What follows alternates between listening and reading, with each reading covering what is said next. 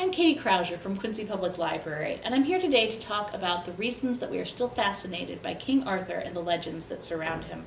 King Arthur is the ultimate rags to riches story. He is an unknown, a boy who was taken from his parents and raised by a foster family, until he pulls this mystical sword from a stone and becomes the king of the Britons. Merlin foretold Arthur's birth and greatness, and then watched over him, trained him, and made sure that Arthur was in the right place at the right time so that that future could come to be. Arthur was the son of Uther Pendragon and Igraine, the wife of Uther's rival for the British throne.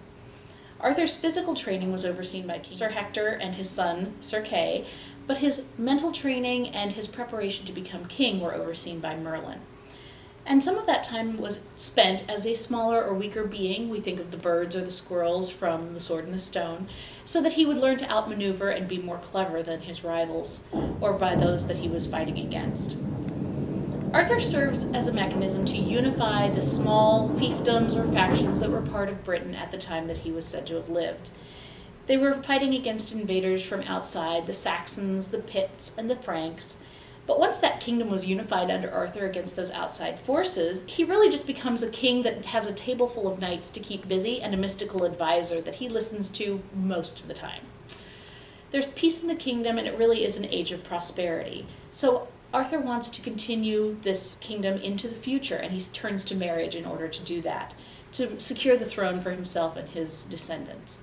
Unfortunately, good things always come to a destructive end, and Arthur as the king can be seen as lost or uncertain sometimes when he is alone.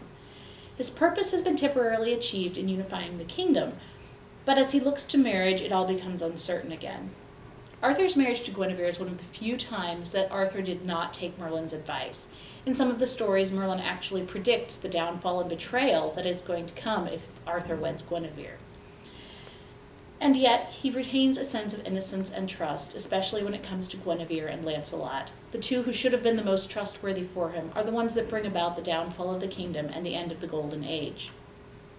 Arthur is a jealous husband, a fair and just ruler. He's a leader who has great forces surrounding him, and we are drawn to the story because it encompasses the entire arc of human emotion: strength and weakness, lightness and dark, love and betrayal. We're drawn to him because of all of those things.